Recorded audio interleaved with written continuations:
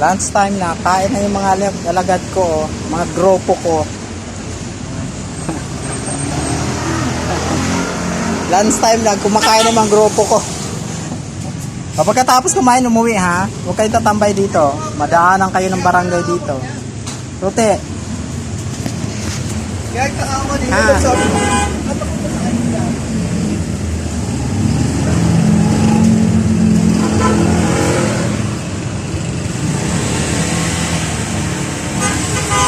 Brownie.